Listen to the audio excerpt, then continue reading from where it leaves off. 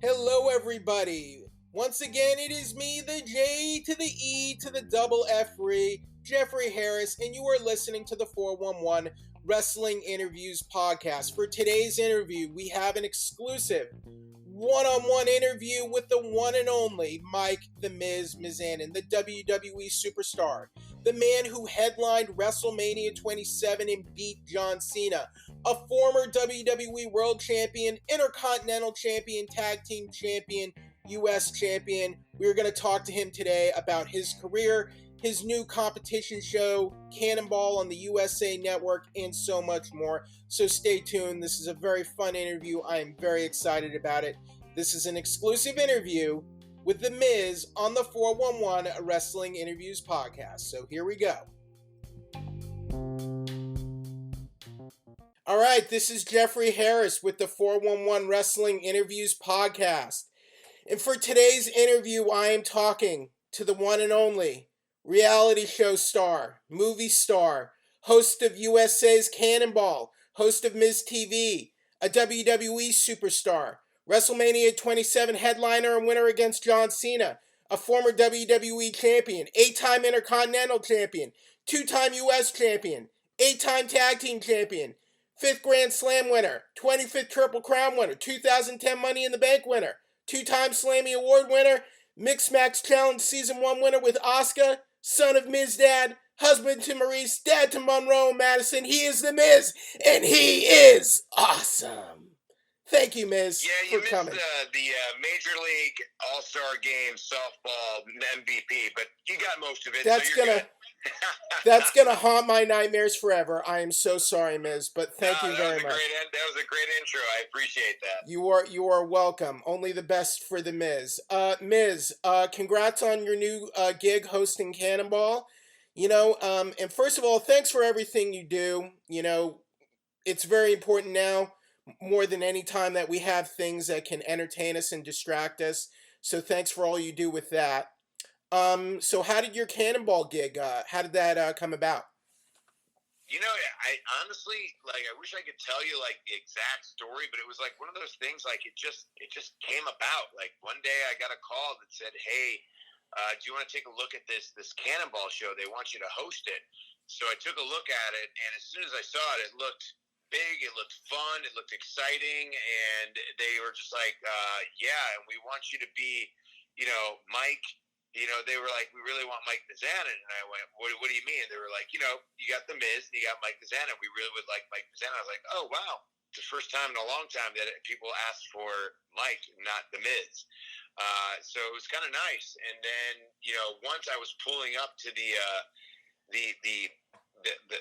set, I looked at it and I thought, oh my God, this thing is bigger than any water park I've ever been to in my entire life. And watching the contestants go through the challenges, it's so much fun to watch. And with your entry and all that stuff that you gave me just then, I feel like I want to be like the star of the show. But the problem is I can't be, because the contestants are 100% the stars of the show. Our contestants are all walks of life, and the challenges and that they go through are just second to none. I mean, one of them is called the human dart, and literally they're 100 feet in the air, and they have to go down a water slide going 60 miles an hour. Then they're launched into the air 80 feet high, and in this challenge, particular human dart, they had to hit a target, and obviously the dart is you. You are the dart, and you have to hit the target, and it creates some smash mouth moments. It's hilarious, it's fun, it's exciting, it's for the whole family, and it's one of those shows that literally you can just sit down and escape your reality, any drama that's going on in it, and enter this show and just laugh. Have you tried running through this course yet? That's the number one question I've been asked. And no, I'm not allowed. Every day I would ask them to do it. And I think now I'm going to go back if we get a season 2, which I think we will, because we've been getting a lot of positive feedback on the show. When I go back, though, I'm going to go, look, the number one question I was asked during press time was, did I do the competition? And I have to say, every time that I didn't, it doesn't look good upon me or the show. So I think this is my argument that I'm now going to be able to do this. Now, they say I couldn't do it for insurance reasons. I don't know. I'm doing it next season. If I'm going to say, before I start, I have to try it at least once. And Miz, I have a theory. My theory is you are just so awesome, so amazing, and so athletic. If you were to tackle the course and compete, you would probably just show everyone up and just take all the winnings for yourself. So you got to give the other people a chance to do it, right? Yeah, I don't want to scare people, you know. I don't want to do it and then literally do it so well that people fear doing it because they know they won't be able to do it as well as I can. So yeah, that's exactly it. You just seem so natural and so comfortable in this environment. Is that just years of experience, or are you doing what you were always meant to be doing?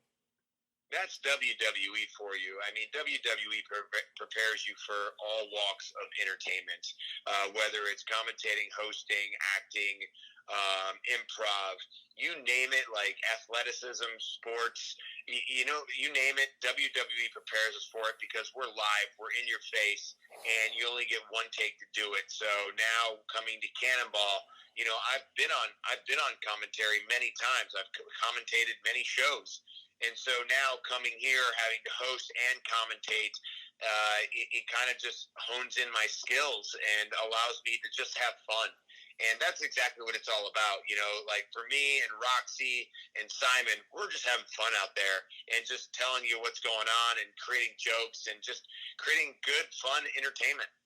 Now, I mean, do you give much thought at all that people are looking for kind of an escape right now because people are stuck at home, or just with everything going on right now? It's just sort of a rough, very Always. I mean, bizarre I'm time. always thinking of how can I make situations easier for people, when they're sitting at home and maybe they're bored or they're having a rough day.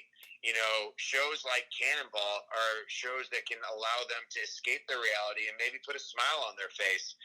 That's why WWE keeps going. All sports have stopped. WWE keeps going because we know that we need a little entertainment. We need something to take our mind off of the situations that are happening in this world right now. And I think WWE. Uh-oh. Are we still here? Mike, are we back? Sorry about that.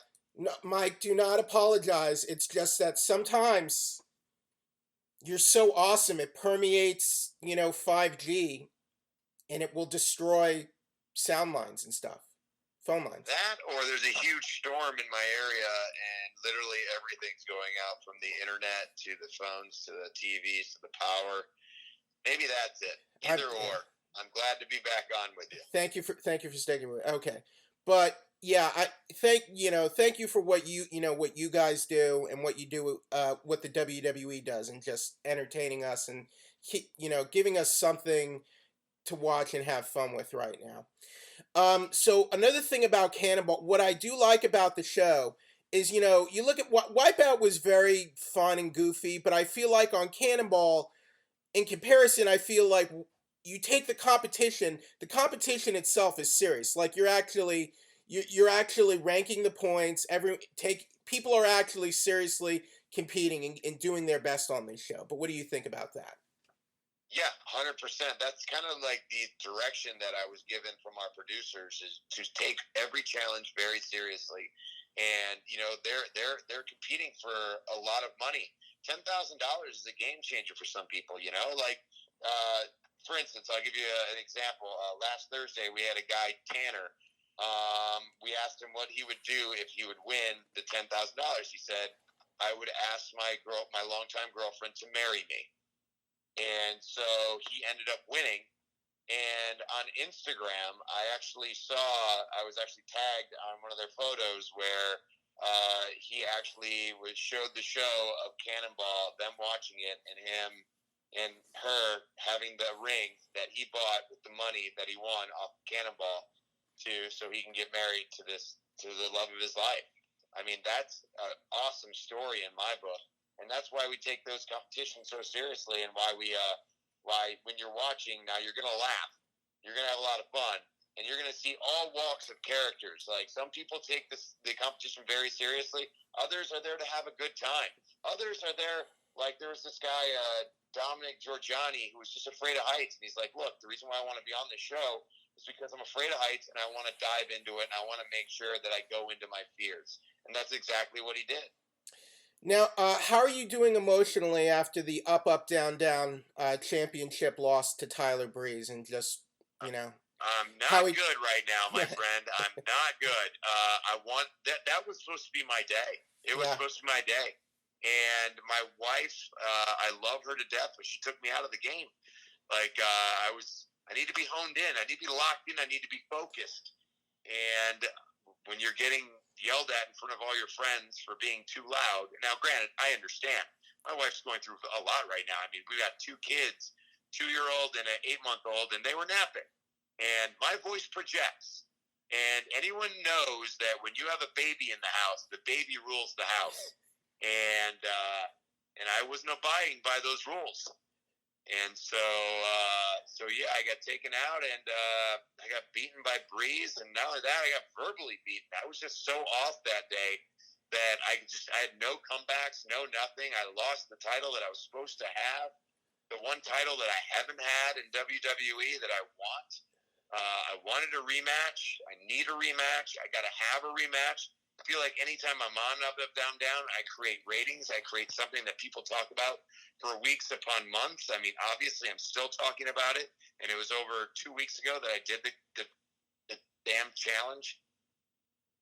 Man, I just felt so bad for you, and I knew if it not been for what happened with Maurice, I knew you would have won that match. So I would have, 100%, no doubt in my mind, I would be UpUpDownDown champion. Exactly. But you know, Miz, looking back, you've had a pretty historic run. I'd say you're easily like first ballot Hall of Fame level. You're a future Hall of Famer in my book. I mean, you've done everything. You have done so much in your career. You beat John Cena at WrestleMania. I mean, did you ever imagine what you would get to do in life? Not even 40 years old, and look what you've done. It's been a pretty amazing career. Yeah, it's only the tip of the iceberg for me, though. Like, I look at it and I go, there's still things I want to do, still things I want to accomplish while I still can. You know, I'm still healthy. I'm still fast. I feel very good in the ring. I feel like I'm the best I've ever been. And having John Morrison back is kind of revamps me, if you will, and it makes me feel better. And, you know, John tests my abilities both physically and mentally. He's an out-of-the-box thinker. You know, he thinks like no one else I've ever met in my entire life. And sometimes you got to tone him down and go, that's a little bit too out of the box. But I think us together is just immense chemistry, and we've been creating some really memorable moments and, honestly, memorable songs that people still sing to me. Like, when we did our first song, it was a joke. And then the second song, like, was even better, and it made me realize I can actually sing, even though I can't. Like, I don't have a good voice, and neither does John, but we made a song that our voices sound like angels, and amazing. You do have the voice of an angel, Miz. We're working on a new song now that is going to be the summer hit, even though summer's almost over. You guys are going to make a Grammy Award-winning album, so I'm very excited to hear you guys are going to do another song. I mean, looking back to the early days of your career, did you ever feel like, you know, you had to prove yourself sort of in the ring or what have you? I mean, to show that you belong there? Because I feel like you have, but do you ever feel like, I don't know, you're still battling for that respect, or do you feel you've earned that respect as a longtime veteran? You're only as good as your last match. So if I have a bad match, it goes through your head until you have a good one.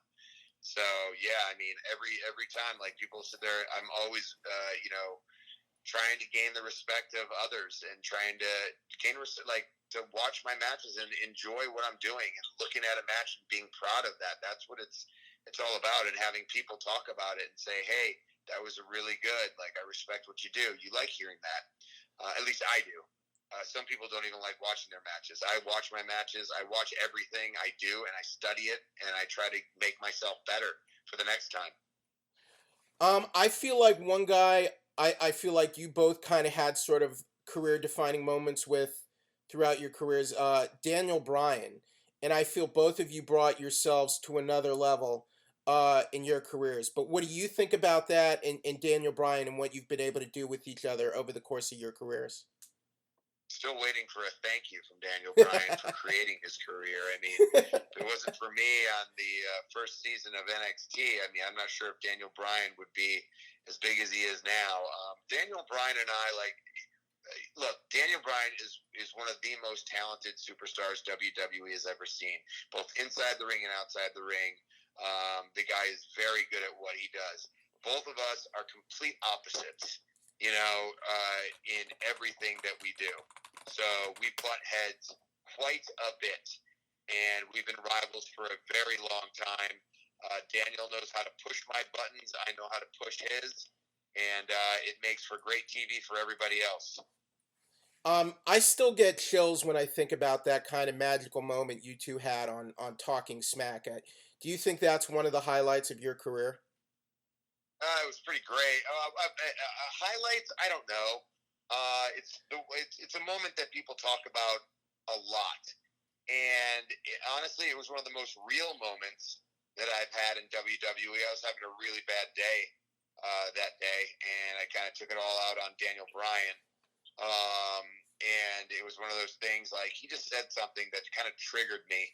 And I think, God, I think it was like it wasn't even what he said. It was like how he said it, and it like triggered something in my brain that had like just years and years of frustration and aggravation, and people telling me that I wasn't good enough. And then still to that day, I'm holding the Intercontinental title that he wanted to make prestigious and honorable, and then he had to quit because of all the things that he had with medical. And then here he's sitting there calling me a coward when literally the dude could have left WWE and still wrestled. Like, it was just WWE wouldn't allow him to wrestle because of the protocols they had to go through. And, he could still go on if he loved WWE or wrestling so much, he could have went to the bingo halls and all that stuff. And literally, like, that was just, it just aggravated me. And then when he walked away, it kind of triggered even more stuff. Like, even when I'm talking, like, he's still not listening, and no one's still. And it reminded me of everyone that just literally isn't listening to me. Like, I get no respect. I get no if anything, I get the opposite of respect. I get disrespect and disrespected by everyone and everything. And it's not just in the locker room or like. And at that time, it wasn't just like the locker room. It wasn't just like WWE and like fans. It was like everything. And I was like, this is, and then I just went to the camera and just spoke my mind. And it was very real. It was very aggravating. And people asked me like, well, what did you say? It's like, I don't even know what I said. I don't remember what I said. I blacked out. Like, it wasn't coming from my brain. It was coming from my heart. And when you're doing that, your brain isn't even working. It's almost like your mouth is just spewing whatever your heart is generating at that moment. And that's kind of what I felt. And I was aggravated. I was mad. And I'll tell you what, afterwards, I was relieved. Like, I felt so much better. It's almost like a therapy session. Now, your duo, I think, with John Morrison is pretty special. And I think when I look back to that moment in your career where I felt it was a turning point, I feel it was the moment where you aligned with John Morrison and you two became tag team champions. And I feel like that was a big turning point, I think, for you getting respect and also just getting better pretty much everywhere. Um, I would say getting better yeah. is definitely the word. Yes, John Morrison taught me a lot when I first started. Getting respect, hell no. I didn't have respect when I was WWE champion. Well, I was do. The main event of WrestleMania, for that matter. People were talking like I didn't deserve to be in that spot. I should have been in that spot. Right. Blah blah blah. Let's put it this way: there was no one that generated more heat, more bad guy oriented, couldn't stand you type of heat, if you will, than me at that moment. Is that CM Punk's? Is that his whole acts against you? Why, even when he came back for his analyst gig, Do you think that's I have no idea, to be honest with you. Like, I still to this day have no idea. To be honest, I thought we were friends. And, it's just one of those things where you're like, God, man, like, I don't know. I just don't know. Like, I really don't. Like, I wish I could answer any of the questions that you would have about that, but I honestly don't. I don't know. Like, I don't get it. I don't get him. okay? So now that Braun Strowman, I feel like he's at a very vulnerable point right now as Universal Champion after what happened with the Swamp Fight. Do you think there's anything left of Braun Strowman at the Swamp Fight? And if there is, do you think it's time for you and Morrison to clean up on him? I would love to clean up on it, but we've already had our shot at Braun Strowman. He beat the living hell out of us. The guy is 6'9", 300 pounds of just pure solid muscle. And he's the Universal Champion for a reason. I mean, this is who the people believe in. I mean, the audience believes in him. I think the company believes in him. And, he's doing his best to make sure that, he leads the way for SmackDown. And let me tell you something. He's definitely one of the toughest guys in that locker room. And so it'll be interesting to see what happens afterwards. Like, the Swamp Fight was definitely interesting, and it was something that, it brought out a new Braun Strowman, almost like the old Braun Strowman that used to tip over, like, the sets of shows type of Braun Strowman, like an angry Braun Strowman. And let me tell you something. When Braun Strowman's angry, you don't want a 300-pound man, pure solid muscle coming after you. I think you should be challenging Braun Strowman for the Universal title. Do you? Yeah. It's time for you to be Universal Champion, Miz. Take that title from Braun. I would love that, but I also know that, like, look, I'm a realist. I look at, like, what's happening right now in WWE. Do I think I could be Universal Champion? Absolutely. Could I step it up a notch? Absolutely. Is it my time right now to be Universal Champion? I don't think the timing is correct. So I'm gonna wait, and sometimes being patient is the best thing you can do. And some people are like, no, you need to do it right now. You need to do it right now. Sometimes that's the worst thing you can do. It's all about finding the right timing. And the right timing to be Universal Champion for The Miz is not right now. Okay. When will it happen? I hope soon. But, you'll feel it. You'll feel the momentum.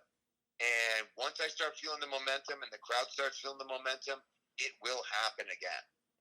Has this period been an adjustment for the WWE roster? First for a while, there were no fans in the Performance Center, and now, you have the talents in the audience. Was it an adjustment period to get used to kind of this new format for you all?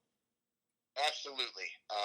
Whenever you're used to having 10,000, 20,000 people being in a new city each and every day, it's an adjustment, and it's an adjustment not hearing 10,000 people booming. It's kind of nice, to be honest, but I do miss it. And so it's testing our abilities as a company, and that's why you're seeing these cool, interesting cinematic matches.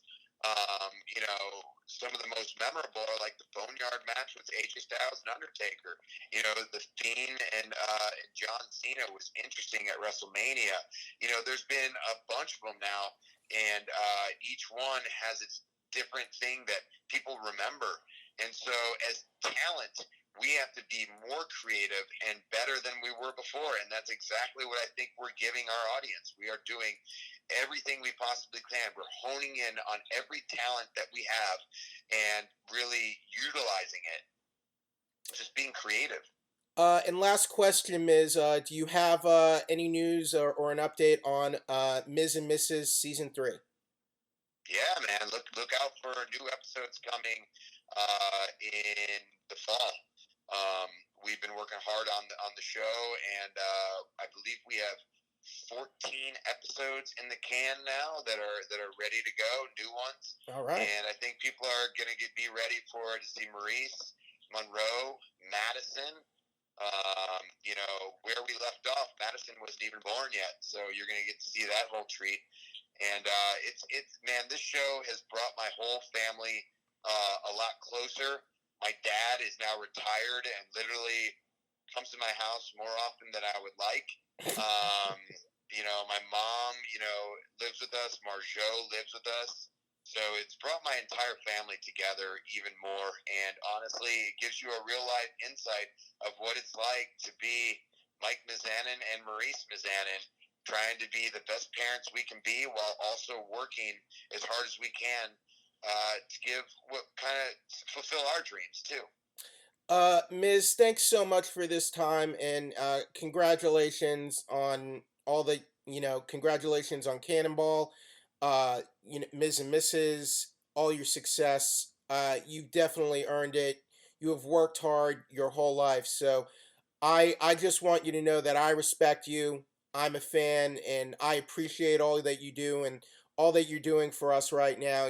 When this is just such a crazy, weird time, and you guys are going out and you guys are entertaining us. So thank you for that, man, and I do appreciate it. Absolutely, I appreciate it, and thank you very much for this interview. I appreciate it. You guys have a good day, all right? Once again, he is the Miz, and he is awesome. Thank you, everybody. Later, buddy.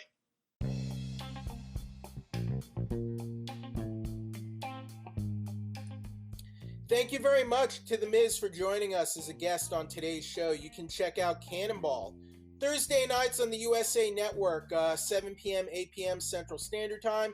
The Miz is also part of the SmackDown roster. SmackDown airs Friday nights on the Fox Network. And he also has his new season of his reality show, Miz and Mrs. Sounds like new episodes will be coming up for the third season very soon. So thank you again to The Miz. Now, if you've been listening to us, you can find us on the 411 Mania YouTube channel, Apple Podcasts, Spotify, Stitcher, or Google Play. If you're listening to us on YouTube, if you can give us a like, a comment, a subscribe, we would very much appreciate it. If you can give us a 5-star rating, a review on Apple Podcasts, Google Play, we would very much appreciate that as well. But thank you very much for listening to us. I hope everyone's doing well and staying safe right now. Until next time, I'm Jeffrey Harris, the J to the E to the double F free, and you've been listening to us on the 411 Wrestling Interviews Podcast. Thank you, everybody.